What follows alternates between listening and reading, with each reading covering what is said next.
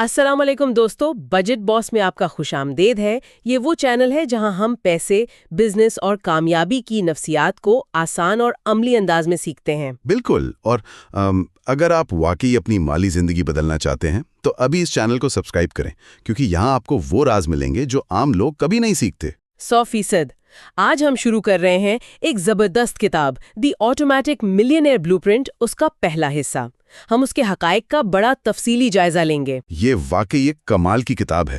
اس میں جو تصورات ہیں نا، وہ بظاہر اتنے سادہ ہیں کہ انسان حیران رہ جاتا ہے۔ ہاں، اور دوستو، سب سے پہلا سوال، ایک بڑا ہی چپکاوا سوال جو اس کتاب کے شروع میں ہی کیا گیا ہے: کیا آپ واقعی امیر بننا چاہتے ہیں؟ یہ سوال سن کر ہر کسی کو لگتا ہے کہ بھئی یہ کیسا سوال ہے؟ ظاہر ہے ہر کوئی امیر بننا چاہتا ہے۔ بالکل، مطلب اگر مجھ سے کوئی پوچھے تو میں تو یہی کہوں گی کہ ہاں، مجھے پیسے چاہیے۔ یہی تو بات ہے۔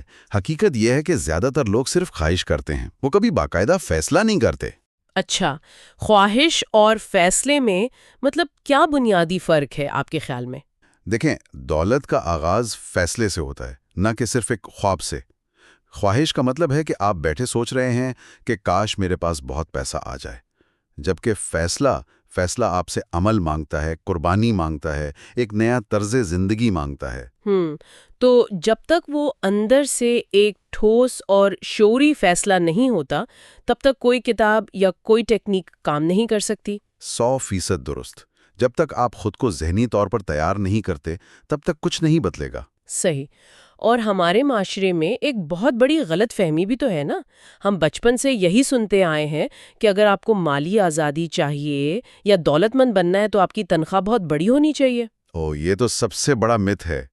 لوگوں کو لگتا ہے کہ اگر ان کی انکم ڈبل ہو جائے تو ان کے سارے معاشی مسائل حل ہو جائیں گے۔ اور اسی بات کو غلط ثابت کرنے کے لیے مصنف نے کتاب میں ایک بڑی زبردست ایک حیران کن مثال دی ہے: جم اور سو میکنٹائر کی کہانی۔ جم اور سو میکنٹائر، یہ کیس سٹڈی میری پسندیدہ ترین مثالوں میں سے ایک ہے۔ میری بھی۔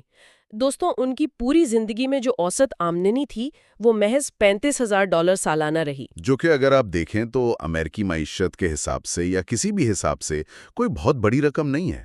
ایک اوسط درجے کی آمدنی ہے۔ بالکل ایک عام سی آمدنی ہے۔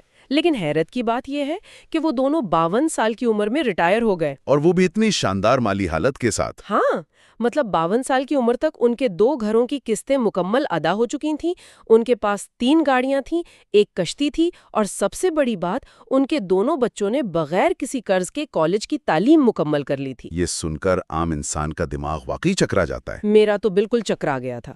میں تو یہ سوچ رہی تھی کہ ریاضی کے کس اصول کے تحت یہ ممکن ہے۔ یہ تو بالکل ایسا لگ رہا ہے جیسے کوئی چائے کے چمچ سے پورا سوئمنگ پول بھرنے کا دعویٰ کر رہا ہو۔ یہ چائے کے چمچ والی تسبیح بڑی کمال کی دی آپ نے۔ بظاہر واقعی ایسا ہی لگتا ہے، لیکن اس الجھن کو سمجھنے کے لیے ہمیں اپنا زاویہ تھوڑا سا بدلنا ہوگا۔ وہ کیسے؟ دیکھیں، فرض کریں ایک بہت بڑا، انتہائی شاندار بحری جہاز ہے۔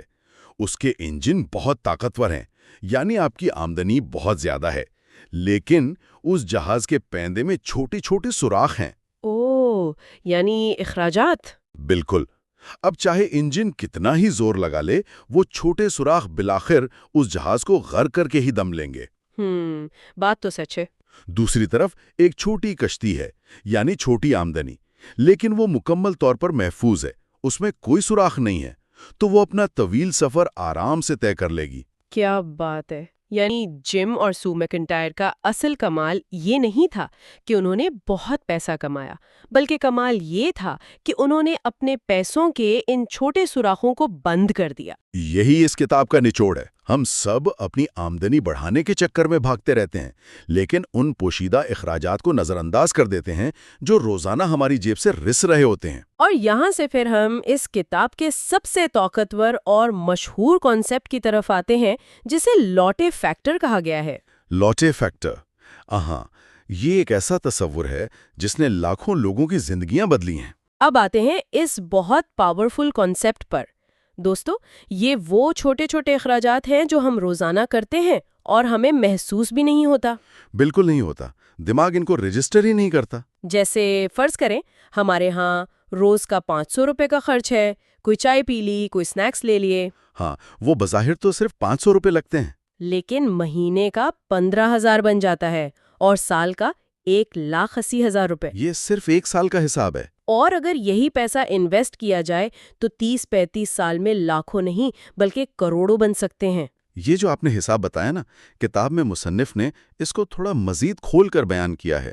وہ بتاتے ہیں کہ کافی تو محض ایک علامت ہے، اصل چیز وہ رساؤ ہے جس کا ہمیں اندازہ نہیں ہوتا۔ ہاں، مطلب کتاب میں جو انہوں نے روزمرہ کی مثال دی ہے وہ بڑی دلچسپ ہے کہ ایک عام دن میں بندہ دفتر جاتے ہوئے رکتا ہے، $3.5 کی ایک لاٹے کافی لیتا ہے اور ساتھ $1.5 کا مفن لے لیتا ہے۔ تو یہ کتنے ہو گئے؟ $5۔ پھر دوپہر کو $4.25 کا جوس اور تقریباً $2 کا ایک انرجی بار لے لیا۔ اور یہ کل ملا کر کوئی $10-17 بن جاتے ہیں روز کے۔ صرف $10 روزانہ؟ اب یہاں جو لوگ سن رہے ہیں وہ شاید سوچیں کہ بھئی $10 سے کیا ہوتا ہے؟ $10 بچا بھی لیے تو کون سا محل کھڑا ہو جائے گا؟ ہاں، عموماً لوگ یہی کہتے ہیں کہ یار آج کل $10 میں تو ایک ڈھنگ کا کھانا نہیں آتا، اس سے میں کروڑ پتی کیسے بن سکتا ہوں؟ تو اس کے پیچھے اصل میں کیا معاشی اصول کام کر رہا ہے؟ دیکھیں، اصل میں ہمارا دماغ ایک سیدھی لکیر یعنی لینئر پیٹرن میں سوچتا ہے۔ ہم حساب لگاتے ہیں کہ $10 روز کے مطلب مہینے کے $300 اور سال کے $3,600، بس۔ دماغ اس سے آگے نہیں سوچتا۔ بالکل، لیکن دولت بنانے کا جو اصول ہے نا، وہ لینئر نہیں ہوتا، وہ کمپاؤنڈ انٹرسٹ یا جسے ہم مرکب سود کہتے ہیں اس پر کام کرتا ہے۔ اچھا، وہ جو برف کے گولے والی مثال دی جاتی ہے؟ جی، جیسے آپ ایک اونچے برفیلے پہاڑ سے برف کا ایک چھوٹا سا گولا نیچے کی طرف لڑکاتے ہیں۔ وہ شروع میں تو بالکل چھوٹا سا ہوتا ہے۔ ہاں، لیکن جیسے جیسے وہ نیچے آتا ہے وہ اپنے ساتھ مزید برف سمیٹتا جاتا ہے اور نیچے پہنچتے پہنچتے وہ ایک دیواہی کا شکل اختیار کر لیتا ہے۔ واہ! تو یہ جو سالانہ $3,600 ہیں، ان کا کیا بنتا ہے پھر؟ مصنف نے باقاعدہ حساب لگا کر بتایا ہے کہ اگر یہی $10 روزانہ یعنی سال کے $3,600 8% سالانہ منافع پر 35 سال کے لیے انویسٹ کر دیے جائیں تو یہ $6,69,967 بن جاتے ہیں۔ او مائی گاڈ، مطلب $500 ملین سے بھی زیادہ؟ اور یہ صرف ان چیزوں کی قیمت ہے جو آپ نے شاید اگلے دن بھلا بھی دی ہوں گی، وہ وقتی ذائقہ، وہ ایک کافی۔ یہ سوچنے والی بات ہے، کیا واقعی ایک وقتی کافی کی قیمت مستقبل کے $7,00,000 سے زیادہ ہے؟ ظاہر ہے بالکل نہیں۔ اور مصنف یہاں رکے نہیں، وہ کہتے ہیں کہ اگر ہم اس بچت کو $20 روزانہ کر دیں اور اسے 10% منافع پر 40 سال کے لیے رکھیں تو یہ رقم $3.85 ملین تک پہنچ جاتی ہے۔ تقریباً $4 ملین۔ یہاں مسئلہ یہ نہیں ہے کہ آپ کم کماتے ہیں، مسئلہ یہ ہے کہ آپ غیر ضروری خرچ کرتے ہیں۔ 100%۔ اور اسی سے جڑا ہوا ایک اور تصور ہے جسے مصنف ڈبل لاٹھے فیکٹر کہتا ہے۔ ہاں، ڈبل لاٹھے فیکٹر تو واقعی مجھے ایک خطرناک جال محسوس ہوتا ہے۔ یہ وہ اخراجات ہے جو ہم روز نہیں کرتے لیکن یہ مہینے کے آخر میں خود بخود ہماری جیب سے نکل جاتے ہیں۔ بالکل، اور آج کل کے لائف سٹائل کے چکر میں ہم سب اس میں پھنسے ہوئے ہیں۔ جیسے کہ ایک عام انٹرنیٹ یا کیبل کا پیکج جو شاید $40 کا ہو، ہم خواہ اس کا $80 کا پریمیم پیکج لے لیتے ہیں۔ $40 وہاں ضائع ہو گئے۔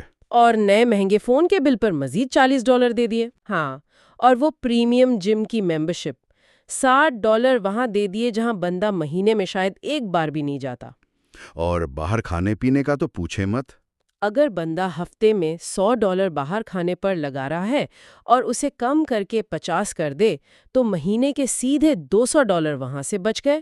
ان سب کو ملائے تو ایک اوسط شخص آرام سے ہر مہینے $540 بچا سکتا ہے۔ جب میں یہ پڑھ رہی تھی نا تو میرے ذہن میں ایک تشبیہ آ رہی تھی۔ یہ جو غیر ضروری پریمیم سبسکرپشنز ہیں یہ تو بالکل ایسے ہیں جیسے کسی کے بٹوے میں کوئی خاموش حصے دار بیٹھا ہو۔ خاموش حصے دار؟ ہاں، مطلب ایک سائلنٹ پارٹنر جو ہر مہینے کے آخر میں خاموشی سے آپ کے بٹوے سے اپنا منافع کاٹ کر لے جاتا ہے۔ وہ منافع جو اصل میں آپ کے اپنے مستقبل کا سرمایہ بننا چاہیے تھا۔ یہ آپ نے بہت گہری بات کی ہے۔ خاموش حصے دار، بڑی بڑی کمپنیاں اسی ماڈل پر تو کام کرتی ہیں۔ وہ چاہتی ہیں کہ ہم ان اخراجات کو اپنی زندگی کا لازمی حصہ سمجھ لیں۔ بالکل۔ اور دوستو، ایک ایکسرسائز کریں آپ سب۔ آج آپ نے جتنا بھی خرچ کیا اس میں سے کتنی چیزیں ضروری تھیں ذرا سوچئے گا۔ یہی آپ کا لوٹے فیکٹر ہے. اور دیکھیں اس سب کا مقصد یہ نہیں ہے کہ آپ کنجوس بن جائیں یا خوشیاں منانا چھوڑ دیں. ہاں، زندگی کا مزہ تو لینا چاہیے. بالکل لینا چاہیے. مصنف صرف مالی شعور بیدار کرنے کی بات کر رہا ہے کہ آپ سمارٹ فیصلے کریں، ترجیحات طے کریں کہ آیا آپ کمپنیوں کو امیر بنانا چاہتے ہیں یا اپنے خاندان کو. اچھا، نظریہ تو بڑا پرکشش ہے یہ سب، لیکن ایک سوال میرے ذہن میں آتا ہے اور یقیناً سننے والوں کے ذہن میں بھی آ رہا ہوگا. جی، کیا سوال ہے؟ دیکھیں، کاغذی حساب کتاب، ایکسل شیٹس، یہ سب تو بڑا اچھا لگتا ہے. کاغذ پر تو ہم سب کروڑ پتی بن جاتے ہیں. ہاں ہاں ہاں، واقعی. لیکن عملی زندگی مختلف ہے. جو لوگ پہلے سے ہی شدید قرضوں میں ڈوبے ہوئے ہیں، جن کی مالی حالت بہت خراب ہے، کیا یہ لوٹے فیکٹر ان کی زندگی میں بھی کوئی انقلاب لا سکتا ہے؟ جی، ایک بہت ویلڈ سوال ہے. اور مصنف نے اس کا جواب دو بہت ہی زبردست حقیقی کے اسٹڈیز سے دیا ہے. یہ کوئی فرضی کہانیاں نہیں ہیں. اچھا، کون سی کہانیاں ہیں؟ پہلی مثال ہے فیرن ویسٹ کی. فیرن کوئی امیر شخص نہیں تھا. درحقیقت وہ $12,000 کے کریڈٹ کارڈ کے قرض تلے دبا ہوا تھا. $12,000 کا قرض، یہ تو بہت ذہنی تناؤ والی بات ہے. بالکل. لیکن جب اسے لاٹری فیکٹر سمجھ آیا تو اس نے کوئی معجزہ نہیں کیا، کوئی لاٹری نہیں جیتی. اس نے صرف اپنے روزمرہ کے چھوٹے اخراجات کو سختی سے کنٹرول کیا. اور اس کا نتیجہ کیا نکلا؟ نتیجہ یہ نکلا کہ 1 سال سے بھی کم عرصے میں اس نے وہ سارا کا سارا $12,000 کا قرض اتار دیا. واہ، 1 سال سے بھی کم عرصے میں؟ جی ہاں. اور اس سے بھی زیادہ متاثر کن بات وہ ہے جو اس نے قرض اتارنے کے بعد کی. ہاں، وہ آسٹریلیا والا قصہ. دوستو، انہوں نے کیا کیا کہ اپنے کچن میں ایک شیشے کا جار رکھا جس پر آسٹریلیا کا لیبل لگا دیا. بالکل. قرض اترنے کے بعد وہ جو روز کے پیسے بچ رہے تھے نا، وہ نقد شکل میں اس جار میں ڈالتے رہے. اور رفتہ رفتہ وہ رقم اتنی ہو گئی کہ فیرن نے اپنے خاندان کے ساتھ آسٹریلیا کا 7 ہفتوں کا طویل تفریحی سفر کیا. اور سب سے کمال بات، اس سفر کے لیے انہیں کوئی نیا قرض نہیں لینا پڑا. یہ کتنا بڑا سبق ہے کہ خرچ کنٹرول کرنے کا مطلب زندگی کو خشک کرنا نہیں ہے، بلکہ ان پیسوں سے بڑی اور یادگار خوشیاں خریدنا ہے. بالکل صحیح کہا. اور دوسری کیس سٹڈی تو مجھے اس سے بھی زیادہ گہری لگتی ہے کیونکہ اس کا تعلق آپ کی صحت سے بھی ہے. ڈیرل اور سنڈی ہیوز کی کہانی؟ جی ہاں. 2008 کے معاشی بحران کی بات ہے. ان کے پاس بچت کے نام پر ایک دھیلا نہیں تھا. کرائے کے گھر میں رہتے تھے، کوئی فیوچر سیکیور نہیں تھا. لیکن ان کا سب سے بڑا مسئلہ ایک اور تھا. ان کی سگریٹ نوشی کی لت. بالکل. ڈیرل روزانہ 2 پیکٹ اور سنڈی 1.5 پیکٹ سگریٹ پیتی تھی. اور اس وقت کینیڈا میں ایک پیکٹ کی قیمت $12.5 تھی. اف، $12.5 کا ایک پیکٹ اور روز کے 3.5 پیکٹ، یہ تو بہت بڑی رقم بنتی ہے. جو لفظی طور پر دھوئیں میں اڑا رہے تھے. بالکل، دھوئیں میں اڑا رہے تھے. جب انہوں نے حساب لگایا تو ان کے ہوش اڑ گئے. انہوں نے فیصلہ کیا کہ اس لت کو چھوڑنا ہے. اور پھر انہوں نے ان پیسوں کا کیا کیا؟ انہوں نے سگریٹ چھوڑی اور ان پیسوں سے سائیکلیں خرید لیں. اور یہاں سے ان کی زندگی میں ایک زنجیر عمل، ایک چین ری ایکشن شروع ہو گیا. ہاں، وہ سائیکلیں چلانے لگے تو ان کی جسمانی صحت بھی بہتر ہو گئی، دل اور پھیپھڑے بھی ٹھیک ہو گئے. اور پیسے بھی بچنے لگے. وہ رفتہ رفتہ اتنے معاشی طور پر مستحکم ہو گئے کہ انہوں نے آخرکار اپنا ذاتی گھر بھی بنا لیا. سبحان اللہ. مطلب سبق یہ ملتا ہے کہ دولت بڑی قربانیوں سے نہیں بنتی، بلکہ چھوٹے اور سمارٹ فیصلوں سے بنتی ہے. 100%. لوٹے فیکٹر صرف آپ کا بینک بیلنس نہیں بدلتا، آپ کا پورا لائف سٹائل، آپ کی صحت بدل دیتا ہے. یہ سب تو بہت زبردست ہے، لیکن یہاں ایک اور الجھن ہے. فرض کریں ایک بندے کو اپنا لاٹے فیکٹر سمجھ آ گیا، اس نے فضول خرچی روک لی اور مہینے کے آخر میں کچھ پیسے بچ بھی گئے. اب وہ ان پیسوں کا کرے کیا؟ یہ ہے وہ اصل سوال. کیونکہ اگر وہ پیسہ بس الماری میں پڑا رہے گا یا کسی عام بینک اکاؤنٹ میں ہوگا تو مہنگائی اسے ویسے ہی کھا جائے گی، یا پھر کل کو کوئی ایمرجنسی آئے گی اور وہ خرچ ہو جائے گا. بالکل ٹھیک نشاندہی کیا آپ نے. پیسہ بچانا صرف پہلا قدم ہے، اسے محفوظ رکھ کر بڑھانا اصل گیم ہے.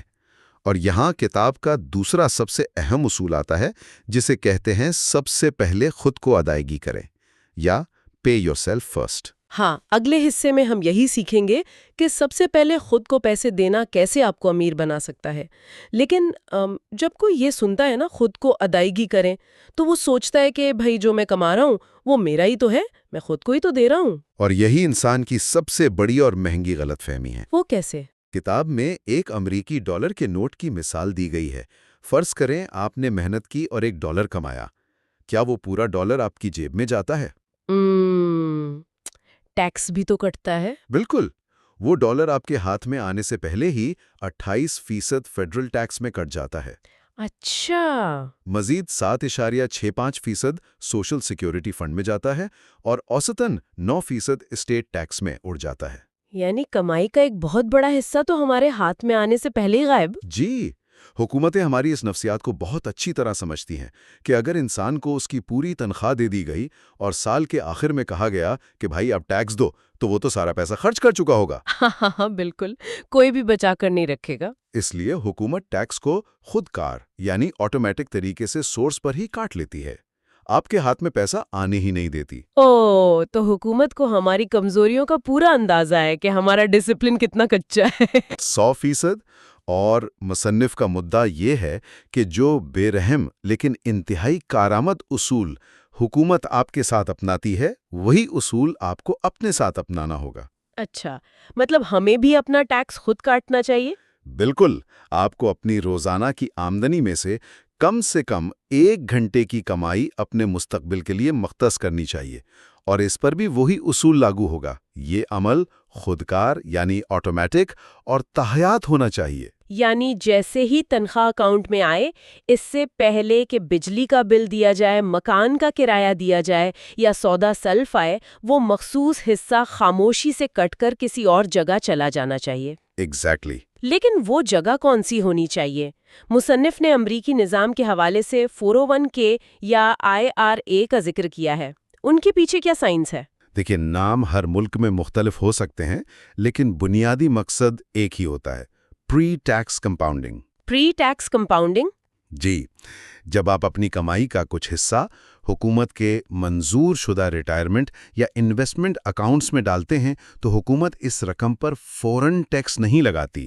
واہ، تو اس کا فائدہ کیا ہے؟ فائدہ یہ ہے کہ آپ نہ صرف اپنے پیسے پر منافع کما رہے ہوتے ہیں، بلکہ اس پیسے پر بھی منافع کما رہے ہوتے ہیں جو بصورت دیگر ٹیکس میں کٹ جانا تھا، اور وقت کے ساتھ ساتھ یہ ایک بہت بڑے سرمائے میں تبدیل ہو جاتا ہے۔ کیا بات ہے! اگر ہم اس ساری معلومات کو جوڑیں تو کتنا سیدھا لگتا ہے نا؟ اخراجات روکیں، لاٹے فیکٹر پہچانیں اور پیسے کو خود کار طریقے سے انویسٹ کر دیں۔ بالکل۔ تو پھر ایک سوال اور ذہن میں آتا ہے، اگر یہ اتنا ہی آسان اور منطقی ہے تو ہمارے ارد گرد ہر دوسرا انسان کروڑپتی کیوں نہیں ہے؟ یہ ریاضی ہر کسی کے لیے کام کیوں نہیں کرتی؟ اس کا جواب ریاضی میں نہیں بلکہ انسانی نفسیات میں ہے، ہماری ارتقائی نفسیات۔ ارتقائی نفسیات؟ مطلب ہم انسان ہزاروں سال کے ارتقاء سے گزرے ہیں۔ ہمارا دماغ مستقبل کی پلاننگ سے زیادہ آج کی خوشی، جسے ہم انسٹنٹ گریٹیفیکیشن کہتے ہیں، اس پر زور دیتا ہے۔ ہاں، فوری تسکین۔ بالکل۔ جیسے ہی ہاتھ میں پیسہ آتا ہے، دماغ کہتا ہے نیا فون لے لو، گاڑی بدل لو، کپڑے لے لو۔ ہماری قوت ارادی، ول پاور، بہت جلدی تھک جاتی ہے۔ اسی لیے مصنف نے لفظ آٹومیٹک یعنی خود کار پر اتنا زور دیا ہے۔ جی ہاں، آٹومیشن انسان کو اس کے اپنے جذباتی اور غیر معقول فیصلوں سے بچاتی ہے۔ جب پیسہ آپ کے ہاتھ میں آئے گا ہی نہیں تو آپ اسے خرچ کرنے کا سوچیں گے بھی نہیں۔ زبردست! مطلب ہمیں اپنے ہی دماغ پر بھروسہ نہیں کرنا بلکہ ایک ایسا فولادی نظام بنانا ہے جو ہمارے جذبات سے بالاتر ہو کر کام کرے۔ بالکل، اور یہی وہ بلو پرنٹ ہے جو عام انسانوں کو غیر معمولی مالی کامیابیاں دلا سکتا ہے۔ اگر آپ اپنے خرچ کو کنٹرول کر لیتے ہیں تو آپ اپنی تقدیر کو کنٹرول کر سکتے ہیں۔ یہ ایک ایسا احساس ہے جو انسان کو طاقتور بناتا ہے کہ بھائی میری تقدیر کسی حکومت یا معیشت کے ہاتھ میں نہیں، میرے اپنے روزمرہ کے چھوٹے فیصلوں میں ہے۔ 100% ایسا ہی ہے۔ چلیں جی، آج کے تفصیلی جائزے کو ہم یہیں سمیٹتے ہیں۔ ہم اس کتاب کے مزید حصوں پر بھی آئندہ بات کریں گے، لیکن جاتے جاتے دوستوں، ایک فکر انگیز سوچ میں آپ کے لیے چھوڑ کر جا رہی ہوں، اس پر غور ضرور کیجیے گا۔ جی، وہ کیا؟ ذرا سوچئے، اگر روزانہ کافی پینے یا سگریٹ پینے کی ایک چھوٹی سی عادت مسلسل برسوں تک چل کر کسی ملٹی نیشنل کارپوریشن کو اربوں ڈالر کا منافع دے سکتی ہے، تو اگر وہی روزمرہ کی پابندی اور وہی معمولی رقم آپ کسی کمپنی کو دینے کے بجائے اپنی ذات پر لگائیں، اپنی ذاتی سلطنت کھڑی کرنے پر لگا دیں، تو کیا معجزہ ہو سکتا ہے؟ واہ، یہ تو واقعی اندر تک ہلا دینے والی بات ہے، سوچنے والی بات ہے۔ پچھلے حصے میں جو ہم نے لیٹے فیکٹر پر بات کی تھی، وہ تو بس ایک شروعات تھی۔ ہاں، مطلب ہم نے دیکھا تھا نا کہ کیسے وہ چھوٹی چھوٹی چیزیں جیسے روزانہ کی کافی یا کوئی سنیک خاموشی سے ہماری جمع پونجی کو دیمک کی طرح کھا جاتے ہیں۔ بالکل۔ وہ گفتگو دراصل اس بات کی بنیاد تھی کہ ہماری غیر محسوس عادتیں معاشی مستقبل پر کتنا گہرا اثر ڈالتی ہیں۔ صحیح۔ لیکن آج کا ہمارا مشن اس سے بھی ایک قدم آگے کا ہے۔ آج ہم بات کریں گے سب سے اہم اور بنیادی اصول پر۔ اور وہ اصول ہے پے یور سیلف فرسٹ، یعنی سب سے پہلے خود کو ادائیگی کریں۔ دیکھیں، یہ سننے میں تو بہت سادہ سا لگتا ہے نا؟ مطلب ہر کوئی چاہے گا کہ خود کو پہلے پیسے دے، لیکن میں حیران ہوتی ہوں کہ ہم انسان عملی طور پر اس کے بالکل الٹ کیوں چلتے ہیں؟ اس کی وجہ ہماری روایتی سوچ اور ہمارا مروجہ معاشی طریقہ کار ہے۔ میں سمجھاتا ہوں۔ دیکھیں ہوتا کیا، جیسے ہی مہینے کے آغاز میں تنخواہ آتی ہے، انسان کا پہلا قدم کیا ہوتا ہے؟ وہ فوراً اپنے سارے بل پے کرنے بیٹھ جاتا ہے۔ بالکل، پہلے مکان مالک کو کرایا جاتا ہے، پھر بجلی اور گیس والوں کو، پھر کیبل کمپنی کو، اور کریڈٹ کارڈ والوں کو بھی۔ ہاں ان کو کیسے بھول سکتے ہیں۔ یہ سب کرنے کے بعد لوگ کیا کرتے ہیں؟ وہ امید لگاتے ہیں کہ چلو مہینے کے آخر میں کچھ نہ کچھ تو بچ ہی جائے گا جسے وہ سیو کر لیں گے۔ اور ہم سب جانتے ہیں کہ آخر میں کچھ بھی نہیں بچتا۔ یہی تو اصل حقیقت ہے۔ ہمارا فارمولہ ہی غلط ہے۔ لوگ پہلے انکم لیتے ہیں، پھر سارے ایکسپنسز ادا کرتے ہیں اور آخر میں سیونگ کی کوشش کرتے ہیں۔ تو پھر صحیح طریقہ کیا ہے؟ ذرائع اس بارے میں کیا کرتے ہیں؟ ڈیوڈ باک کی کتاب میں جو درست طریقہ کار بتایا گیا ہے وہ یہ ہے کہ انکم، پھر سیونگز اور پھر ایکسپنسز۔ اچھا۔ ہاں، یعنی جب بھی آپ کمائیں سب سے پہلے اپنے لیے بچائیں اور پھر جو باقی رقم بچے اسے اخراجات کے لیے رکھیں۔ پوری ترتیب ہی الٹ دینی ہے۔ یعنی پہلے اپنا حصہ نکالیں، پھر دنیا والوں کا۔ لیکن بھائی، میں سوچ رہی تھی کہ بل تو حقیقت ہے نا، مکان کا کرایہ اور بجلی کا بل تو دینا ہی پڑتا ہے، ان کو نظر انداز کیسے کیا جا سکتا ہے؟ دیکھیں، انسان یہ سوچتا ہے کہ بل نظر انداز نہیں کیے جا سکتے، لیکن ہم یہ بھول جاتے ہیں کہ ہم یہ سب سے پہلے کٹوتی والا کام پہلے سے ہی برداشت کر رہے ہیں۔ ہاں، وہ کیسے؟ ذرا حکومت کی مثال لیں۔ حکومت اپنا ٹیکس کیسے وصول کرتی ہے؟ کیا وہ آپ کے بل ادا کرنے کا انتظار کرتی ہے؟ نہیں، وہ تو تنخواہ ہاتھ میں آنے سے پہلے ہی اپنا حصہ کاٹ لیتے ہیں۔ بالکل۔ ذرائع کے مطابق ایک اوسط ڈالر میں سے 28% فیڈرل ٹیکس کٹ جاتا ہے، 7.65% سوشل سیکیورٹی ٹیکس میں چلا جاتا ہے، واہ! اور تقریباً 9% ریاستی ٹیکس کٹ جاتا ہے۔ حکومت جانتی ہے کہ انسانی نیت پر بھروسہ کرنا ایک معاشی خودکشی ہے۔ وہ پے یور سیلف فرسٹ کا اصول اپنے لیے استعمال کرتی ہے۔ یہ بہت زبردست تشبیہ ہے۔ مطلب اگر حکومت اپنا ٹیکس وصول کرنے کے لیے یہ اصول اپنا سکتی ہے کیونکہ اسے معلوم ہے ہم خرچ کر دیں گے، تو ہم اپنے مستقبل کو محفوظ کرنے کے لیے یہ اصول کیوں نہیں اپنا سکتے؟ یہی وہ ذہنی تبدیلی ہے جس کی ضرورت ہے۔ بچت کو ایک ناگزیر بل کے طور پر دیکھنا چاہیے، بالکل ایک لازمی ٹیکس کی طرح۔ ٹھیک ہے، یہ تو سمجھ آ گیا کہ خود کو پہلے ادائیگی کرنی ہے، لیکن اب سوال یہ ہے کہ یہ رقم کتنی ہونی چاہیے؟ کیا بس کوئی بھی منمانی رقم بچا لیں؟ نہیں، کوئی منمانی رقم نہیں۔ بک میں اس کا ایک بہت زبردست اور واضح اصول دیا گیا ہے۔ آپ کو اپنی روزانہ کی کمائی میں سے صرف 1 گھنٹے کی آمدنی اپنے لیے بچانی ہے۔ 1 گھنٹے کی آمدنی؟ جی ہاں، دن بھر کی محنت کا صرف پہلا گھنٹہ، اور اس عمل کو پوری زندگی کے لیے جاری رکھنا ہے۔ مطلب کوئی دن میں 8 گھنٹے کام کرتا ہے تو اس کا پہلا گھنٹہ، فرض کریں صبح 9 سے 10 بجے تک کا وقت، وہ صرف اس کے اپنے مستقبل کے لیے ہے؟ بالکل صحیح سمجھیں آپ۔ اس 1 گھنٹے کی کمائی پر کسی بل والے کا کوئی حق نہیں ہے۔ اور باقی کے 7 گھنٹے دنیا داروں کے لیے ہیں۔ یہ تو کام کو دیکھنے کا ایک نیا ہی زاویہ ہے، لیکن 1 گھنٹے کی کمائی تو شاید بہت تھوڑی سی رقم بنے گی، ہے نا؟ بظاہر ایسا ہی لگتا ہے، لیکن یہ چھوٹی سی رقم کیسے معجزہ دکھاتی ہے، ذرا ذرائع میں دیے گئے ڈاٹا پر غور کریں۔ ہاں بتائیں۔ اگر کوئی شخص روزانہ صرف $20 بچاتا ہے، صرف $20؟ ہاں، صرف $20، اور اسے 10% سالانہ منافع کے حساب سے انویسٹ کرتا ہے، تو اندازہ لگائیں 10 سال میں یہ کتنے بنیں گے؟ $20 روزانہ، کوئی $75,000؟ نہیں، پورے $1,25,555۔ واہ، $1,25,000! اور سنیں، 30 سال میں یہ رقم $13,79,000 سے بھی اوپر چلی جاتی ہے، اور اگر 40 سال تک کریں تو حیرت انگیز طور پر $38,58,000 بن جاتے ہیں۔ $38 لاکھ! یہ تو مطلب دماغ چکرا دینے والا ڈیٹا ہے۔ اصل طاقت اس $20 کے نوٹ میں نہیں ہے بلکہ وقت اور کمپاؤنڈنگ میں ہے۔ بالکل، وقت پیسے کو ایک مشین بنا دیتا ہے۔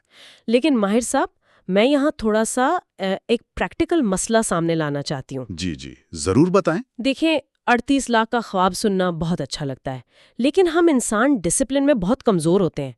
نیت تو ہم بڑی اچھی کر لیتے ہیں، پر ہر مہینے دستی طور پر پیسے نکال کر انویسٹ کرنا یہ تو مشکل ہو جاتا ہے۔ کبھی گاڑی خراب ہو گئی، کبھی کوئی اور خرچہ آ گیا۔ آپ نے بالکل صحیح دکھتی رگ پر ہاتھ رکھا ہے۔ انسان کی قوت ارادی پر بھروسہ کرنا واقعی ایک غلطی ہے، اور اسی لیے اس عمل کو آٹومیٹک کرنا انتہائی ضروری ہے۔ آٹومیٹک یعنی اس میں ہمارا کوئی عمل دخل نہ ہو؟ بالکل نہیں۔ بک میں صاف لکھا ہے کہ امیر لوگ سسٹمز بناتے ہیں، جبکہ غریب لوگ صرف ارادے یا نیتیں بناتے ہیں۔ اوہ، یہ بہت گہری بات ہے۔ امیر لوگ سسٹمز بناتے ہیں۔ ہاں، آپ اپنے بینک میں آٹو ٹرانسفر لگا دیں۔ ہر مہینے جیسے ہی تنخواہ آئے گی، پیسے خود بخود انویسٹ ہو جائیں گے۔ آپ کو سوچنا بھی نہیں پڑے گا، اور جو پیسہ نظر ہی نہیں آتا اسے خرچ کرنے کا دل بھی نہیں کرتا۔ یہ بات دل کو لگتی ہے کہ ہم سسٹم پر بھروسہ کریں، اپنی نیت پر نہیں۔ لیکن یہ آٹومیٹک سسٹم کے تحت پیسے بھیجنے کہاں ہیں؟ عام بینک میں تو انفلیشن اسے کھا جائے گی۔ بالکل، ذرائع کے مطابق انہیں ریٹائرمنٹ اکاؤنٹس میں جانا چاہیے، جیسے کہ امریکہ میں 401k پلان ہے جس کی حد $17,000 ہے۔ اچھا، اور اگر کوئی بزنس کرتا ہو؟ ان کے لیے سپ IRA ہے جس میں $50,000 تک کی گنجائش ہے۔ ڈیفائنڈ بینیفٹ پلان میں $2 لاکھ اور عام IRA میں $5,000 تک رکھے جا سکتے ہیں۔ یہ اکاؤنٹس ٹیکس سے بچاتے ہیں اور پیسہ تیزی سے بڑھتا ہے۔ زبردست۔ لیکن ایک اور بات، اگر کوئی سن رہا ہے اور کہے کہ بھئی یہ آٹومیشن کی باتیں تو شاندار ہیں، لیکن میرے پاس بچانے کے لیے پیسے ہی نہیں ہیں، میرا تو بجٹ پہلے ہی مائنس میں ہے۔ ہاں، یہ سوال اکثر آتا ہے۔ اس کے لیے ڈیوڈ باخ نے ڈبل لیٹے فیکٹر کا تصور دیا ہے۔ ڈبل لیٹے فیکٹر؟ سنگل تو وہ کافی اور سنیکس والا تھا جو ہم نے ڈسکس کیا، یہ ڈبل کیا ہے؟ یہ ہمارے وہ ماہانہ بڑے خرچات ہیں جنہیں ہم نے جانے انجانے میں پریمیم بنا لیا ہے۔ اگر آپ بغور جائزہ لیں تو حیران کن رقم نکل سکتی ہے۔ کوئی عملی مثال دے کر سمجھائیں۔ فرض کریں آپ کے گھر میں پریمیم کیبل کا بل $80 ہے۔ اسے بیسک پر لا کر $40 بچائے جا سکتے ہیں۔ بالکل، آج کل تو ویسے بھی لوگ کیبل کم ہی دیکھتے ہیں۔ اسی طرح فون کا پریمیم پیکج اگر $70 کا ہے، اسے بیسک پر لا کر مزید $40 بچائے جا سکتے ہیں۔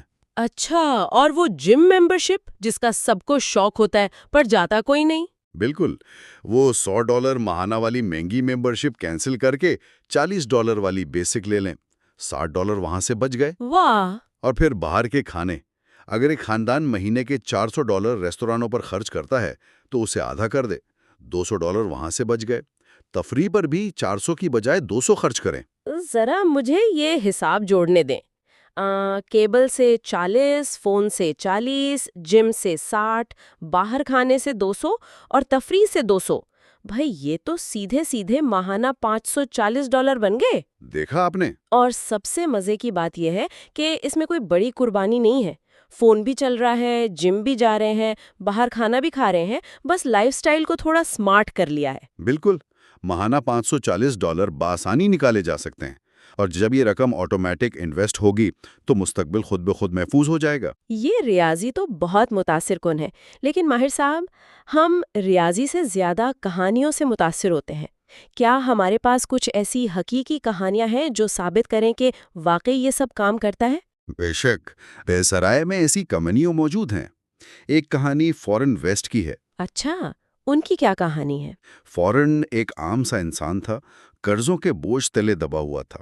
اس نے اپنے اخراجات کو سختی سے کم کیا اور اپنی بچت کو آٹومیٹک سسٹم پر لگا دیا۔ اور نتیجہ کیا نکلا اس کا؟ حیران کرنے والی بات یہ ہے کہ صرف 1 سال سے بھی کم عرصے میں اس نے $12,000 کا کریڈٹ کارڈ کا قرض اتار دیا، اپنا مستقبل محفوظ کیا، اور سب سے بڑھ کر یہ کہ جی، اس نے اپنی فیملی کے ساتھ 7 ہفتوں کے لیے آسٹریلیا کا دورہ کیا، اور اس دورے کی تمام پیمنٹ کیش میں کی، کوئی نیا قرض نہیں لیا۔ 7 ہفتوں کی چھٹیاں، وہ بھی کیش پر، اور $12,000 کا قرض بھی ختم۔ کمال ہے۔ کیا کوئی اور مثال بھی ہے جہاں حالات اس سے بھی زیادہ خراب رہے ہوں؟ ہاں، ڈیرل اور سنڈی ہیوز کی کہانی سنیں۔ 2008 میں ان کے پاس ایک دھیلے کی بچت نہیں تھی اور وہ کرائے کے گھر میں رہتے تھے۔ تو انہوں نے کیسے باؤنس بیک کیا؟ ان کی ایک عادت تھی، وہ دونوں دن میں کئی پیکٹ سگریٹ پیتے تھے۔ کینیڈین سگریٹ کے ایک پیکٹ کی قیمت اس وقت $12.5 تھی۔ $12.5؟ یہ تو لفظی طور پر اپنی کمائی کو آگ لگانے والی بات تھی۔ بالکل۔ انہوں نے فیصلہ کیا، سگریٹ نوشی ترک کی اور اس رقم کو باقاعدگی سے بچانا شروع کیا۔ تو اس بچت سے کیا کیا انہوں نے؟ سب سے پہلے ایک سائیکل خریدی تاکہ ٹرانسپورٹ کے خرچات کم ہوں، پھر سمارٹ طریقے سے انویسٹمنٹ کی اور اپنی پوری زندگی کا رخ موڑ دیا۔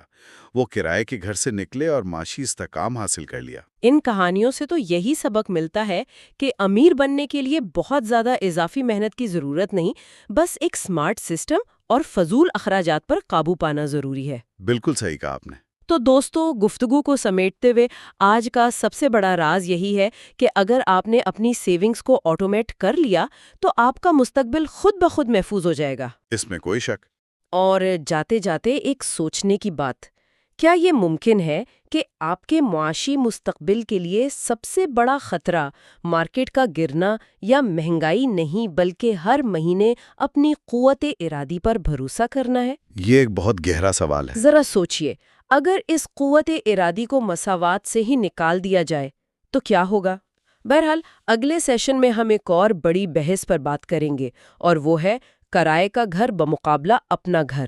رینٹ ورسز اون، یہ بہت دلچسپ ہونے والا ہے۔ جی بالکل، ہم دولت بنانے کے مزید رازوں سے پردہ اٹھائیں گے۔ اگر یہ معلومات پسند آئی ہوں تو اس علم کو ضائع نہ ہونے دے۔ ڈیوڈ باخ کی کتاب دی آٹومیٹک ملینئر بلو پرنٹ، یہ واقعی ایک زبردست انتخاب ہے آج کی اس گفتگو کے لیے۔ ہاں، اور اس کتاب کا جو بنیادی مقصد ہے نا، مطلب جو مشن ہم آج لے کر چل رہے ہیں، وہ ان نظاموں کو بے نقاب کرنا ہے جو عام لوگوں کو مالی آزادی تک لے جاتے ہیں، کیونکہ اکثر لوگ سوچتے ہیں کہ دولت کا تعلق صرف زیادہ کمانے سے ہے۔ صحیح کہا، حالانکہ ایسا بالکل نہیں ہے۔ یہ سب آپ کے مائنڈ سیٹ اور آپ کی روزمرہ کی عادات کا کھیل ہے۔ بالکل، اور میں جب یہ ذرائع پڑھ رہی تھی تو شروع میں ہی ایک بڑی زبردست مثال تھی۔ ذرا تصور کریں، ایک میاں بیوی ہیں جن کی سالانہ آمدنی صرف $35,000 ہے۔ مطلب کوئی بہت بڑی رقم نہیں ہے۔ جی، بس 35,000۔ نہ کوئی بڑا بزنس ہے، نہ کوئی لاٹری نکلی ہے، اور نہ ہی کوئی خاندانی وراثت۔ لیکن جب وہ 52 سال کی عمر تک پہنچتے ہیں تو وہ ریٹائر ہو جاتے ہیں۔ کیا ہوتی ہے؟ ان کے پاس 2 گھر ہیں جن کی مکمل ادائیگی ہو چکی ہے، 3 گاڑیاں ہیں، ایک کشتی بھی ہے، اور انہوں نے اپنے بچوں کو کالج کی تعلیم بھی دلوا دی ہے، وہ بھی بغیر کسی قرض کے۔ یہ سن کر تو واقعی ایسا لگتا ہے جیسے کوئی افسانوی کہانی ہو، لیکن یہ ایک حقیقت ہے۔ اور سچ بتاؤں تو یہ ان تمام مفروضوں کو توڑ دیتی ہے جو ہم نے دولت کے بارے میں پال رکھے ہیں، کہ امیر ہونے کے لیے آپ کی تنخواہ کا لاکھوں میں ہونا ضروری ہے۔ بالکل صحیح کہا آپ نے۔ ہم میں سے زیادہ تر لوگ یہی سوچتے ہیں کہ امیر صرف وہ ہوتا ہے جو کوئی بڑی ٹیک کمپنی چلاتا ہو یا جس کے پاس نجی جہاز ہو، لیکن یہ کتاب بتاتی ہے کہ دولت کا اصل تعلق دراصل آپ کے پے چیک سے زیادہ آپ کے سسٹم سے ہے۔ اور یہی وہ 5 بنیادی سوالات ہیں جو اس کتاب کا نقشہ یا بلو پرنٹ بناتے ہیں۔ یہ سوالات یہ طے کرتے ہیں کہ کوئی انسان مستقبل میں امیر ہوگا یا نہیں۔ اور سب سے پہلا سوال تو یہی ہے کہ آپ واقعی دولت کیوں چاہتے ہیں؟ مقصد کا ہونا۔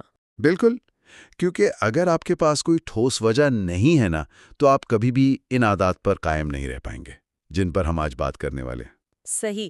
فرض کریں کہ کسی نے اپنا مقصد طے کر لیا کہ مجھے فائنینشیل فریڈم چاہیے تاکہ میں اپنی فیملی کو ٹائم دے سکوں، تو اب اگلا قدم کیا ہوگا؟ کیونکہ کتاب میں ایک تصور ہے جسے لاٹے فیکٹر کہا گیا ہے، اور سچ بتاؤں تو اسے پڑھ کر مجھے تھوڑا سا جھٹکا لگا تھا۔ مطلب کیا واقعی ایک کافی کا کپ کسی کو غریب رکھ سکتا ہے؟ کافی کا کپ بظاہر بہت معصوم لگتا ہے، اور مصنف کا یہ مقصد بالکل نہیں ہے کہ آپ کافی پینا ہی چھوڑ دیں۔ اچھا، تو پھر یہ لاٹے فیکٹر کیا ہے؟ دراصل یہ ایک نفسیاتی استعارہ ہے۔ آئیے اس کی تھوڑی سی ریاضی سمجھتے ہیں۔ فرض کریں آپ صبح کام پر جاتے ہوئے $3.5 کی ایک کافی لیتے ہیں، ساتھ میں $1.5 کا کوئی مفن یا بسکٹ۔ صحیح، جو کہ عام سی بات ہے۔ اور پھر دوپہر میں اب $4 کا کوئی جوس اور $2 کی کوئی انرجی بار لے لیتے ہیں۔ یہ سب ملا کر روزانہ کے $10 بن گئے۔ اب $10 سن کر تو کوئی بھی کہے گا کہ یار اتنے تو میں کما ہی لیتا ہوں، اس سے کیا فرق پڑتا ہے؟ بالکل، جیب سے 10 کا نوٹ نکل بھی جائے تو محسوس نہیں ہوتا آج کل۔ یہی تو اصل جال ہے۔ یہ $10 روزانہ کا مطلب ہے مہینے کے $300 اور سال کے $3600۔ باپ رے، $3600 صرف چھوٹی موٹی چیزوں پر۔ ہاں، اور اب اگر آپ یہ $3600 ہر سال کسی ایسی جگہ لگائیں جہاں آپ کو اوسطاً 8% سالانہ منافع مل رہا ہو، تو کیا آپ اندازہ لگا سکتی ہیں کہ 35 سال بعد یہ رقم کتنی بنے گی؟ میں نے نوٹس میں دیکھا تھا اور یہ واقعی دماغ گھما دینے والا نمبر ہے۔ یہ تقریباً $6,70,000 بنتا ہے۔ جی بالکل، $6,70,000۔ اور اگر میاں بیوی دونوں کی لاٹے فیکٹر کو ملا لیا جائے تو یہ رقم $1.3 ملین تک پہنچ جاتی ہے۔ یعنی $1 ملین سے بھی اوپر، صرف ان چیزوں سے جو ہمیں یاد بھی نہیں رہتی کہ ہم نے کھائیں یا پی تھیں۔ بالکل، اور یہاں جو جادو کام کر رہا ہے نا، وہ صرف بچت کا نہیں ہے، بلکہ وہ کمپاؤنڈ انٹرسٹ یعنی مرکب منافع کا جادو ہے۔ وہ جو برف کے گولے والی مثال دی جاتی ہے۔ بالکل وہی۔ یہ ایسے ہی ہے جیسے برف کا کوئی گولا پہاڑ سے نیچے لڑک رہا ہو۔ شروع میں وہ چھوٹا سا ہوتا ہے، لیکن جیسے جیسے وہ گھومتا ہے وہ اپنے ارد گرد کی برف کو بھی ساتھ چپکا لیتا ہے اور اس کا حجم بڑھتا جاتا ہے۔ آپ کے پیسے پر جو منافع ملتا ہے، اگلے سال اس منافع پر بھی منافع ملتا ہے۔ یہ بات تو لاجیکل ہے، لیکن میں یہاں تھوڑا سا اختلاف کرنا چاہوں گی۔ ذرائع میں آگے چل کر ڈبل لاٹے فیکٹر کا ذکر بھی ہے، جس میں کہا گیا ہے کہ پریمیم کیبل چھوڑ دیں تو $40 بچیں گے، مہنگی جم چھوڑ دیں تو $60 بچیں گے، باہر کھانا کم کر دیں تو $200 بچ جائیں گے۔ ہاں، وہ اخراجات کی بات کرتے ہیں۔ تو مطلب کیا ہم سب کچھ چھوڑ دیں؟ کیا مالی آزادی کا یہ مطلب ہے کہ انسان ایک خالی کمرے میں بیٹھا رہے، نہ ٹی وی دیکھے، نہ دوستوں کے ساتھ باہر جائے، بس پیسے گنتا رہے؟ یہ تو کوئی زندگی نہ ہوئی۔ آپ کا یہ اعتراض بالکل بجا ہے، اور سچ پوچھیں تو زیادہ تر لوگ بچت کے نام سے اسی لیے بھاگتے ہیں کیونکہ انہیں لگتا ہے کہ ان سے ان کی خوشیاں چھینی جا رہی ہیں۔ لیکن ڈیوڈ باخ کا یہ نقطہ نظر ہرگز نہیں ہے کہ آپ خود کو اذیت دیں۔ اچھا، تو پھر ان کا کیا مطلب ہے؟ ان کا فوکس لاشعوری اخراجات پر ہے، یعنی انکانشیس سپینڈنگ۔ آپ خود سے یہ پوچھیں کہ کیا آپ واقعی اس پریمیم کیبل کے تمام چینلز دیکھتے ہیں؟ کیا آپ واقعی اس مہنگی جم کی تمام سہولیات استعمال کرتے ہیں؟ یا صرف اس کی ٹریڈ مل پر دوڑتے ہیں جو ایک سستی جم میں بھی موجود ہے؟ مطلب بات خوشیوں کو ختم کرنے کی نہیں ہے، بلکہ ان چیزوں پر پیسہ ضائع کرنا بند کرنے کی ہے جن سے ہمیں واقعی کوئی خاص ویلیو نہیں مل رہی۔ بالکل صحیح سمجھیں آپ۔ اور اس کی سب سے بہترین مثال ذرائع میں دی گئی ہے فیرن ویسٹ نامی شخص کی۔ یہ کینیڈا میں رہنے والے میاں بیوی تھے۔ ان کی زندگی میں کوئی بچت نہیں تھی، کریڈٹ کارڈز کا بہت بوجھ تھا، اور انہیں لگتا تھا کہ یار ہمارے پاس تو پیسے بچانے کی کوئی گنجائش ہی نہیں ہے۔ ہاں، اکثر لوگوں کو یہی لگتا ہے کہ ان کی تنہائی کم ہے۔ بالکل، لیکن پھر انہوں نے اپنے اخراجات پر غور کیا تو پتہ چلا کہ وہ دونوں مل کر روزانہ سگریٹ کی 3.5 ڈبیاں پیتے ہیں۔ 3.5 ڈبیاں؟ ہاں، اور کینیڈا میں اس وقت ایک ڈبی کی قیمت $12.5 تھی۔ جب انہوں نے اس کا حساب لگایا تو ان کے ہوش ہی اڑ گئے۔ یہ تو روزانہ کا ایک بہت بڑا خرچ بنتا ہے، اور ظاہری بات ہے صحت بھی خراب کر رہا تھا۔ میں نے نوٹس میں پڑھا تھا کہ جب انہیں اس بات کا احساس ہوا تو انہوں نے نہ صرف سگریٹ چھوڑی بلکہ اس کی جگہ سائیکل چلانا شروع کر دی۔ جی، اور اس چھوٹی سی تبدیلی کا اثر دیکھیں۔ 1 سال سے بھی کم عرصے میں انہوں نے اپنا $12,000 کا کریڈٹ کارڈ کا سارا قرض اتار دیا۔ ارے واہ! اور صرف یہی نہیں، پھر اسی بچت سے انہوں نے آسٹریلیا کا 7 ہفتوں کا دورہ بھی کیا، وہ بھی مکمل کیش پر۔ تو یہ ہے لاٹے فیکٹر کی اصل طاقت۔ یعنی یہ صرف کافی یا سگریٹ کی بات نہیں ہے، یہ اس سوراخ والی بالٹی کو ٹھیک کرنے کے بارے میں ہے جس میں سے ہماری محنت کی کمائی قطرہ قطرہ کر کے بہہ رہی ہے۔ 100% درست۔ اچھا، فرض کریں کہ میں نے اپنی بالٹی کے سارے سوراخ بند کر لیے، میں نے اپنے لاشعوری اخراجات پر قابو پا لیا، اور اب میرے پاس مہینے کے آخر میں $500 بچ رہے ہیں۔ ٹھیک ہے۔ اب مسئلہ یہ ہے کہ اگر وہ $500 میرے عام چیکنگ یا سیونگ اکاؤنٹ میں پڑے رہیں گے تو میرا دل تو للچائے گا، میں سوچوں گی کہ نیا فون آیا ہے، چلو وہ لے لیتے ہیں۔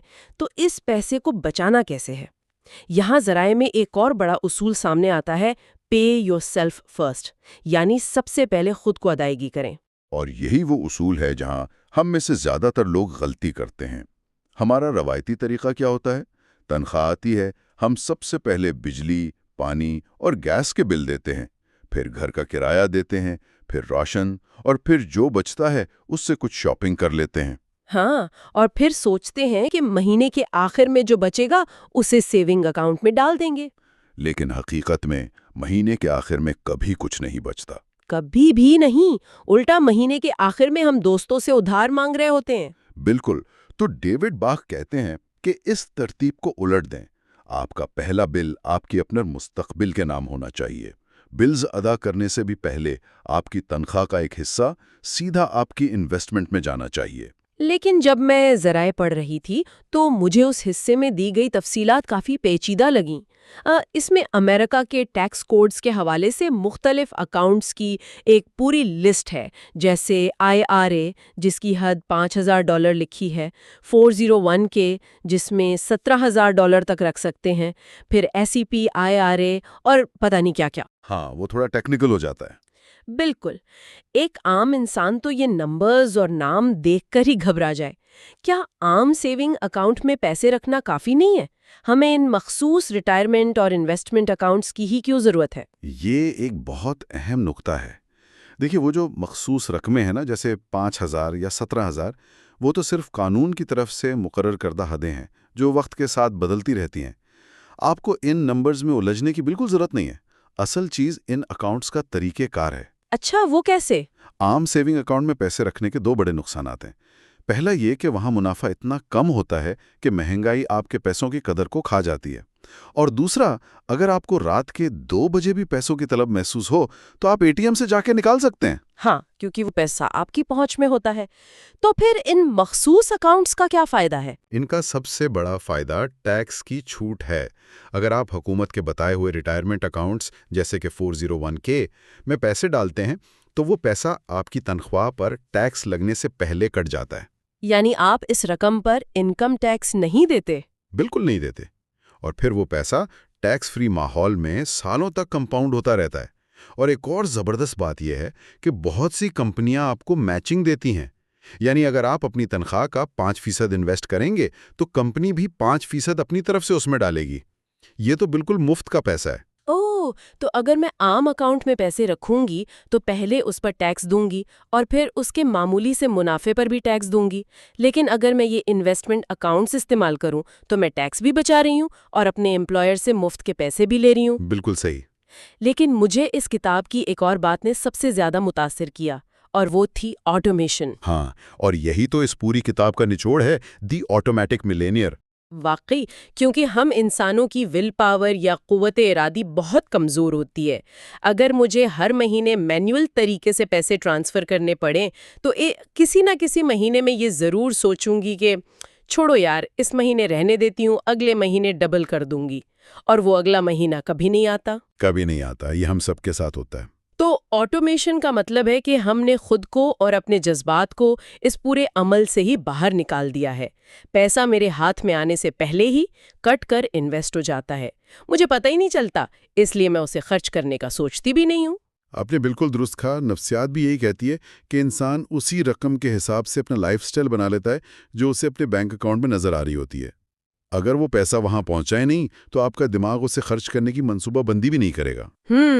یہ ایک ایسا خودکار نظام ہے جو ہماری سستی اور ہماری خواہشات دونوں کو شکست دے دیتا ہے۔ بالکل۔ تو اب ہم نے اپنے اخراجات کنٹرول کر لیے اور آٹومیشن کے ذریعے پیسے انویسٹ بھی کر دیے۔ جی، تو اب انسان کی زندگی کا جو سب سے بڑا خرچ ہوتا ہے وہ اس کی رہائش ہے، اور یہاں ہماری گفتگو اس بلو پرنٹ کے سب سے متنازعہ لیکن سب سے اہم حصے کی طرف مڑتی ہے کہ کیا آپ کرائے پر رہتے ہیں یا آپ کا اپنا گھر ہے۔ میں نے جب اس حصے کے اعداد و شمار دیکھے تو میں حیران رہ گئی۔ ہاں، وہ نمبرز واقعی آنکھیں کھول دینے والے ہیں۔ ذرائع کے مطابق کرائے پر رہنے والوں کی اوسط کل مالیت یعنی نیٹ ورتھ صرف $5,000 کے لگ بھگ ہوتی ہے، جبکہ جن کا اپنا گھر ہوتا ہے ان کی مالیت $1,72,000 سے تجاوز کر جاتی ہے۔ یہ 41 گنا کا فرق ہے۔ یہ فرق واقعی چونکا دینے والا ہے، اور مصنف نے بڑی ٹوک بات کہی ہے کہ آپ کرائے پر رہ کے کبھی امیر نہیں ہو سکتے، کیونکہ کرایہ ایک ایکسپینس ہے اور گھر خریدنا ایک انویسٹمنٹ۔ لیکن میں یہاں پھر آپ کو چیلنج کروں گی۔ آج کل بہت سے ماہرین کہتے ہیں کہ کرائے پر رہنا بہتر ہے، آپ کو گھر کی مرمت نہیں کروانی پڑتی، پراپرٹی ٹیکس نہیں دینا پڑتا، اور سب سے بڑھ کر آپ کے پاس آزادی ہوتی ہے کہ جب چاہیں شہر بدل لیں۔ اگر کوئی شخص کرائے پر رہے اور باقی پیسے اسٹاک مارکیٹ میں لگا دے تو کیا وہ امیر نہیں ہو سکتا؟ یہ ایک بہت پرانی اور کلاسیکی بحث ہے۔ جو ماہرین کرائے کے حق میں دلائل دیتے ہیں وہ ریاضی کی حد تک تو شاید ٹھیک ہوں، لیکن وہ انسانی نفسیات کو نظر انداز کر دیتے ہیں۔ وہ کیسے؟ حقیقت میں کتنے فیصد لوگ ایسے ہیں جو کرائے پر رہتے ہیں اور جو پیسہ بچتا ہے اسے باقاعدگی سے اسٹاک مارکیٹ میں لگاتے ہیں؟ تقریباً نہ ہونے کے برابر۔ وہ اس پیسے کو کسی اور چیز پر خرچ کر دیتے ہیں۔ دوسری طرف گھر کی قسط آپ کے لیے ایک جبری بچت یعنی فورسڈ سیونگز کا کام کرتی ہے۔ جبری بچت؟ ذرا اس کو تھوڑا سا واضح کریں۔ دیکھیں، جب آپ کرایہ دیتے ہیں تو آپ کسی اور کے گھر کا قرضہ اتار رہے ہوتے ہیں۔ آپ ساری زندگی ایک مہنگے ہوٹل کا بل ادا کرتے ہیں، لیکن جب آپ وہ ہوٹل چھوڑتے ہیں تو چیک آؤٹ کے وقت آپ کو $1 بھی واپس نہیں ملتا۔ ہاں، ہوٹل والی مثال تو بالکل پرفیکٹ ہے۔ لیکن جب آپ اپنے گھر کی قسط دیتے ہیں تو اس قسط کا ایک بڑا حصہ آپ کے اپنے گھر کی ایکویٹی یا ملکیت میں جا رہا ہوتا ہے۔ 10 سال بعد آپ کے پاس ایک ٹھوس اثاثہ ہوتا ہے جس کی مالیت بھی بڑھ چکی ہوتی ہے۔ یہ ایک ایسا قلعہ تعمیر کرنے کے مترادف ہے جس کی ہر اینٹ آپ کی اپنی ملکیت ہے۔ اب مجھے بات سمجھ آئی۔ یہ پھر سے آٹومیشن اور انسانی نفسیات کا ہی کھیل ہے۔ ہم چونکہ قسط دینے پر مجبور ہوتے ہیں، اس لیے وہ پیسہ خود بخود بچ کر اثاثے میں تبدیل ہو جاتا ہے۔ بالکل ایسا ہی ہے۔ اچھا، اسی حوالے سے کتاب میں ایک اور بہت ہی زبردست حکمت عملی کا ذکر ہے جس نے میرا تو دماغ ہی ہلا دیا۔ بائی ویکلی مارگیج یعنی 2 ہفتہ وار مارگیج۔ ہاں، یہ ایک بہت طاقتور راز ہے۔ میں نے اسے سمجھنے کی کوشش کی تھی۔ یہ کچھ یوں ہے کہ بجائے اس کے کہ ہم مہینے میں ایک بار قسط دیں، ہم ہر 2 ہفتے بعد آدھی قسط دیتے ہیں۔ لیکن مجھے یہ لاجک سمجھ نہیں آیا کہ اس سے سالوں کا قرضہ جلدی کیسے ختم ہو سکتا ہے۔ رقم تو میں اتنی ہی دے رہی ہوں نا۔ بظاہر ایسا ہی لگتا ہے کہ آپ اتنی ہی رقم دے رہی ہیں، لیکن یہاں کیلنڈر کی ایک چھوٹی سی ریاضی کام کر رہی ہے۔ جب آپ مہینے میں ایک بار قسط دیتی ہیں تو آپ سال میں 12 قسطیں ادا کرتی ہیں، ٹھیک ہے؟ جی ہاں، 12 مہینے اور 12 قسطیں۔ اب اسے 2 ہفتہ وار کر دیں۔ ایک سال میں 52 ہفتے ہوتے ہیں۔ اگر آپ ہر 2 ہفتے بعد آدھی قسط دیں تو آپ سال میں 26 آدھی قسطیں ادا کرتی ہیں۔ ٹھیک ہے۔ اور اب اگر 26 کو 2 پر تقسیم کریں تو یہ 13 مکمل قسطیں بنتی ہیں۔ اوہ، میں سمجھی۔ مطلب میرے ماہانہ بجٹ پر کوئی اضافی بوجھ نہیں پڑا۔ میں ہر مہینے جتنا دے رہی تھی تقریباً اتنا ہی دے رہی ہوں، لیکن سال کے آخر میں نے خاموشی سے خود کو بتائے بغیر ایک اضافی مکمل قسط ادا کر دی۔ بالکل، اور وہ جو ایک اضافی قسط ہے وہ سیدھی آپ کے قرضے کے اصل زر یعنی پرنسپل اماؤنٹ کو کم کرتی ہے۔ اس ایک چھوٹی سی تبدیلی کی وجہ سے ایک 30 سالہ قرضہ تقریباً 23 یا 24 سال میں ہی ختم ہو جاتا ہے۔ ارے واہ! اور آپ کو سود کی مد میں لاکھوں ڈالرز کی بچت ہوتی ہے۔ یہ ایک بار پھر آٹومیشن کی طاقت ہے، جہاں ایک بار سسٹم سیٹ کرنے سے آپ کے پیسے خود بخود آپ کے حق میں کام کرنے لگتے ہیں۔ کیا کمال کی بات ہے! واقعی امیر ہونا کوئی راکٹ سائنس نہیں ہے، یہ صرف ریاضی اور سسٹم کو اپنے حق میں استعمال کرنے کا نام ہے۔ اچھا، تو اب ہم نے لاٹے فیکٹر کنٹرول کر لیا، آٹومیشن سے انویسٹمنٹ بھی کر لی، اور 2 ہفتہ وار قسطوں سے اپنا گھر بھی جلدی فارغ کر لیا۔ بینک بیلنس تو اب مضبوط ہو گیا۔ کیا ہمارا سفر یہیں ختم ہو جاتا ہے؟ عام مالیاتی کتابیں تو شاید یہیں ختم ہو جائیں، لیکن ڈیوڈ باخ نے اس بلو پرنٹ کا آخری اور سب سے اہم ستون ایک ایسے سوال پر رکھا ہے جو سیدھا انسان کی روح سے جڑا ہے۔ اور وہ سوال کیا ہے؟ وہ سوال یہ ہے کہ کیا آپ واپس لوٹاتے ہیں، یعنی کہ آپ دوسروں کی مدد کرتے ہیں، گیو بیک؟ ہاں، میں نے نوٹس میں دیکھا تھا کہ انہوں نے habitat for humanity new York city کی مثال دی ہے۔ یہ ایک ایسی تنظیم ہے جو بے گھر افراد کے لیے رہائش کا بندوبست کرتی ہے۔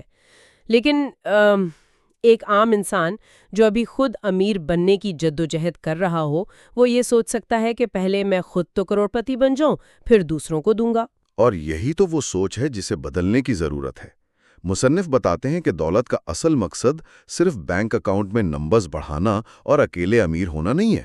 اگر آپ کی ساری زندگی صرف اپنے لیے پیسہ جمع کرنے میں گزر جائے تو آپ کبھی بھی وہ حقیقی سکون محسوس نہیں کر پائیں گے جو مالی آزادی کا اصل انعام ہے۔ بالکل، اور مجھے لگتا ہے اس کا تعلق کمی کے خوف یعنی اسکیرسٹی مائنڈ سیٹ اور فراوانی کی سوچ یعنی ابنڈنس مائنڈ سیٹ سے بھی ہے۔ وہ کیسے؟ ذرا بتائیں۔ جب آپ اپنے پیسوں کو مٹھی میں دبا کر رکھتے ہیں نا کہ کہیں ختم نہ ہو جائیں، تو آپ ہمیشہ ایک ڈر میں جیتے ہیں۔ لیکن جب آپ اس میں سے کچھ حصہ رضاکارانہ طور پر دوسروں کی زندگی بہتر بنانے کے لیے دیتے ہیں، جیسے بے گھر لوگوں کے لیے گھر بنوانا، تو آپ کا دماغ اس ڈر سے آزاد ہو جاتا ہے۔ بالکل صحیح کہہ رہی ہیں آپ۔ آپ کو یہ یقین ہو جاتا ہے کہ دنیا میں بہت مواقع ہیں، اور یہ سخاوت دراصل آپ کی اپنی سوچ کا دائرہ وسیع کرتی ہے اور آپ کے لیے ترقی کے نئے دروازے کھولتی ہے۔ 100% درست۔ یہ دولت کے سفر کا وہ تسکین بخش حصہ ہے جہاں آپ کو محسوس ہوتا ہے کہ آپ کی محنت واقعی کسی معنی خیز کام آ رہی ہے۔ جب آپ اتنے آزاد ہوں کہ کسی ضرورت مند کے چہرے پر مسکراہٹ لا سکیں تو وہ ہے اصلی آٹومیٹک ملینئر بننا۔ زبردست۔ تو اگر ہم آج کی اس پوری گفتگو کا نچوڑ نکالیں تو بات یہ سمجھ آتی ہے کہ حقیقی دولت صرف بینک میں پڑے پیسوں کا نام نہیں ہے۔ بالکل نہیں۔ یہ ایک ایسا مائنڈ سیٹ اور منظم نظام ہے جو آپ کے لاشعوری اخراجات پر نظر رکھتا ہے، جو آپ کی قوت ارادی پر بھروسہ کرنے کے بجائے بچت کو خودکار بنا دیتا ہے، جو آپ کو کرائے کے چکر سے نکال کر پراپرٹی کی ملکیت کی طرف لے جاتا ہے، اور آخر کار آپ کو اس قابل بناتا ہے کہ آپ معاشرے میں ایک مثبت کردار ادا کر سکیں۔ اور اس میں سب سے امید افزا بات یہ ہے کہ اس کا آغاز آپ کی موجودہ آمدنی سے ہو سکتا ہے، چاہے وہ $35,000 ہی کیوں نہ ہو۔ اہم چیز یہ ہے کہ آپ آج ہی سے اس نظام کو نافذ کریں۔ وقت اور مرکب منافع باقی سارا کام خود کر لیں گے۔ بالکل، یہ ایک زبردست اور عملی خاکہ ہے جو ہم نے آج سیکھا۔ لیکن آج کے اس تفصیلی جائزے کو ختم کرنے سے پہلے میں سننے والوں کے لیے ایک سوچنے کی بات چھوڑنا چاہتی ہوں۔ جی ضرور۔ ہم نے دیکھا کہ کیسے اپنی مالیات کو آٹومیٹک بنا کر ہم اتنے حیران کن نتائج حاصل کر سکتے ہیں۔ تو ذرا سوچیں کہ اگر ہم اسی آٹومیٹک فارمولے کو اپنی صحت، اپنے رشتوں یا روزمرہ کچھ نیا سیکھنے کے عمل پر لاگو کریں تو کیا نتائج ہوں گے؟ یہ تو ایک بہت ہی گہری بات ہے۔ ہاں، مطلب آپ کے وقت کا وہ کون سا لاٹے فیکٹر ہے جسے آپ روزانہ لاشعوری طور پر ضائع کر رہے ہیں؟ کیا وہ سوشل میڈیا پر روزانہ کی اسکرولنگ ہے جو 35 سال بعد آپ کو زندگی کے کسی بڑے منافع سے محروم کر سکتی ہے؟ ارے واہ، وقت کا لاٹے فیکٹر، یہ تو ایک ایسا زبردست زاویہ ہے جس نے مجھے بھی سوچنے پر مجبور کر دیا ہے۔ میں تو آج ہی جا کر یہ جاننے کی کوشش کروں گا کہ میرے روزمرہ کے وقت کا لاٹے فیکٹر کیا ہے۔ اور میں امید کرتی ہوں کہ سننے والے بھی اس پر ضرور غور کریں گے۔ اسی نئے مائنڈ سیٹ کے ساتھ ہم آج کی اس گفتگو کو یہی مکمل کرتے ہیں۔ اگلے جائزے تک اپنے پیسوں، اپنے وقت اور اپنے اہداف پر نظر رکھیے گا۔ اللہ حافظ۔